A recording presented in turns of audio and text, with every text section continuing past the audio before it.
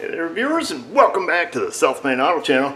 And we've got the 2004 Chevrolet. It's a Trailblazer. It has the big 4.3 liter in it, V6, got about $1.30 on the odometer. Car came in, absolutely no power. I mean, nothing, barely drives thing down the road. The front catalytic converter, which lays on the floor over here, had gutted itself and stuffed itself into the rear converter. No big deal. We took and put a new Y-pipe assembly on it, both converters, CARB certified, of course, being in the People's Republic of New York. And prior to this happening, the lady had told me when she goes up a hill and she's, got the pedal right to the plastic, that the car will start running like crap and sometimes stall. And then, of course, she kept driving it like that, and then ultimately ended up with, the converter, blew all its kibbles and bits in the back. So the car was so bad, couldn't drive it before, so we put a converter on it. Checked it, drive around town, fuel trims are perfect, everything looks great.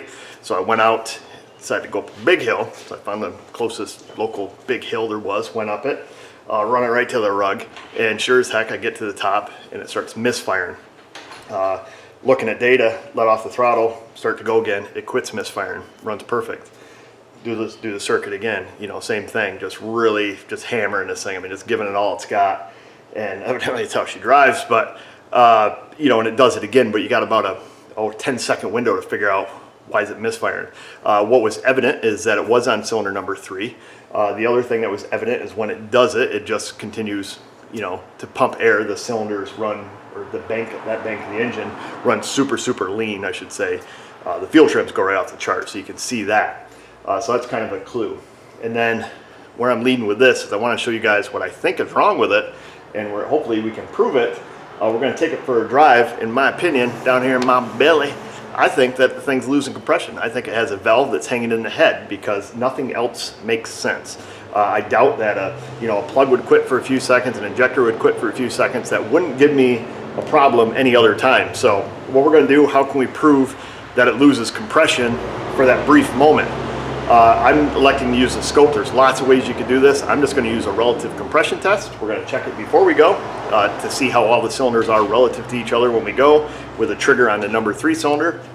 So you guys have seen us do this before. We're just checking the current draw on the starter as it cranks over, and each time a piston comes up, it draws more current. And we should see that on the scope. It should make a nice little humpy hump pattern. And then what I suspect is, if we can get this thing to act up again, we'll go out and ram on it. We'll immediately shut it right off and do a quick current cranking test or relative compression test at that point, and see if the number 3 cylinder disappears on us, then miraculously comes back, because that would be a huge clue and say, yep, valves are hanging in the head, valves are hanging in the guide when this thing gets hot. All I can do at that point is offer their head and get it fixed. I don't care if it's intake or exhaust, personally. But I first want to see if this test's going to work. So I thought I'd bring you along, give you a little debriefing before we head out. We'll get a baseline, and then we'll hit the road. All right, folks, I got you strapped in the seat. Hopefully you can go on a ride with me. I got you seat belted in because it's going to be a rough ride. So up here on the screen, our blue trace, if I have this hooked up right, should be the number 3 cylinder identifier. Just got it hooked to a spark plug wire. And then our red trace is going to be our cranking current. So let's just get a baseline here. Let me just pause this for a minute. All right, so we're going to put it in clear flood mode, gas pedal all the way to the floor, and then we're going to crank.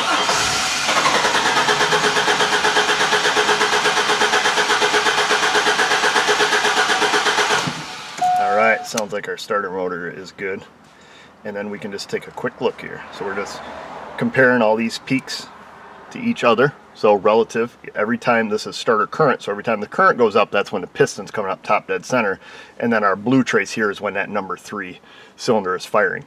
I really don't care what the secondary waveform looks like, just the fact that, yeah, it's firing about top dead center, number 3 cylinder. So we got 3, 4, 5, 6, 1, 2, and then back to 3.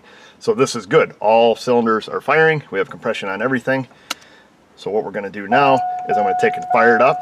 We're going to drive up to the big hill. We're going to give it full beans, and then once it starts misfiring, pull over real quick, and hopefully, if my gut's right, it'll tell us if it is, and if it's wrong, it'll also tell us that. So I'll give you guys a little bit of a baseline here. We're going to take off. Oh, we got any AC. It's going to get a little stuffy with the windows up. All right, looks like we do. So right now we're running good. Car feels good, I feel good, you feel good.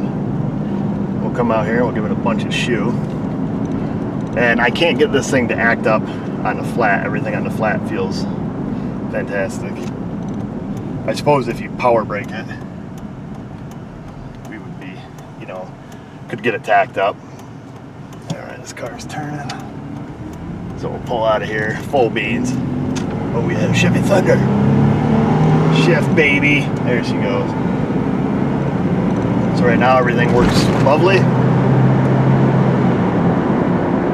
Our temperature's running about 200, at least on the gauge. No flashing check engine light. And then, I don't know if we can look here. You guys probably can't see, but I can. Shouldn't be accruing any misfires. And it is not. When this happens, I'm not going to be able to flick that up and show you everything, but take my word for it, it's cylinder 3. At least it was on my test drive. Alright, we're going to head up the ladder. The ladder of Jacob. Alright, we'll get past this guy so he doesn't think we're being a tool. And then we're going to go pedal to the plastic. Oh yeah, I hear a spark knocking. So we're running it right to the rug. There's an S-curve up here we gotta let off. This is a pretty steep hill. Alright, we're gonna come around this corner. Pedal to the plastic. Oh, she's slipping. Okay, let's pull over real quick, see if it's skipping. Okay, it's skipping. Clear flood mode.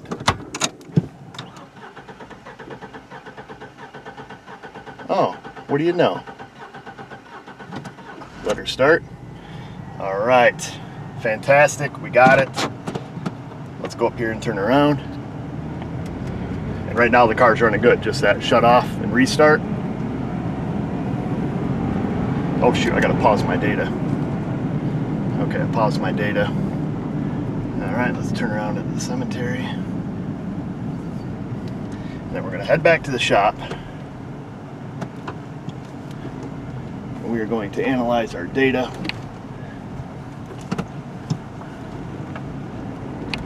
Like I say, right now the car's running beautiful. It's just that brief little bit. So if I was coming up this hill, you know, like we were, full throttle, and then had I, you know, not shut the car off but let off it and just tried to steady cruise, we would have a skip, misfire, you know, fish biting, like that, you know, giving you the jitters.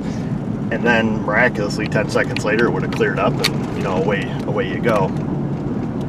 So when I get to the bottom of the hill here, I just want to double check, make sure I saved that data, because the last thing I want to do is accidentally lose it. Then we're screwed. Alright folks, we made it back to the shop. The recording did save, so that's fantastic. I didn't accidentally delete it.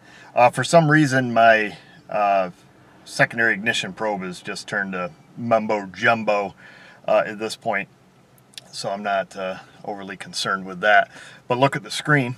You can remember how our red current cranking was in the beginning. We had nice even humps all the way across the top. However, we can see that, you know, our spark trace here is good enough to you know, to use. We have that again set on cylinder number 3, and we can see just by pulling over, doing that quick relative compression test, that obviously cylinder number 3 has a problem. What's the problem? Don't know, don't care at this point. You know, obviously it's not the piston stopping going up and down. You know, we have a valve that's hanging up in a valve guide. So super common on, you know, these 5.7 liters and these 4.3 liters, you know, that head design, that cast iron head, you know, valves hanging up in the guides. And this is the fastest way to prove it. So this stops you from, you know, putting fuel injectors in it and spark plugs and wires and caps and rotors. You can put all that stuff on there you want. It will not fix the no compression problem. So that's it. It's definitive. What do you do from here? That's a good question. That's up to the customer. So they can, you know, at this point, you know, you can run some seafoam treatment through it, you know, dump it down the intake, let it sit, see if that works. I've had that work on a few 5.7s, believe it or not. It's kind of what made me a believer in the seafoam. at one point, because I did see it work and I was like, no way this is going to work, and then it did, and then it worked. So so you can do that, or you can pull the cylinder head. So this side, driver's side cylinder head, has an intake or an exhaust valve hanging up in a guide 100% definitively. So you can pull the head and have, you know, valves and guides put in it, or new valve guides put in it, and see what the cause is. Could be carbon, don't know, but I'll leave this option up to the customer. So at least it's drivable now with the converter on it, and it's not you can get it above 10 miles an hour, so that's good. However, her problem that pre-existed prior to the catastrophic failure of the converter is still there and should be fixed. So we'll leave it at that. Let me know down in the comment box how you would diagnose a cylinder or an engine that you thought was losing compression while you were driving it. Are you a vacuum gauge guy, pressure transducer guy? Would you pull over, take the spark plug out, stick a compression gauge in it? Probably not, because you're not going to have enough time, unless you can do that in under about 10 seconds, because that's about as long as this lasts, as you've seen when we started and ran fine. So I'd be curious to know your approach, and let me know. And just remember, viewers, if I can do it, you can do it. Thanks for watching.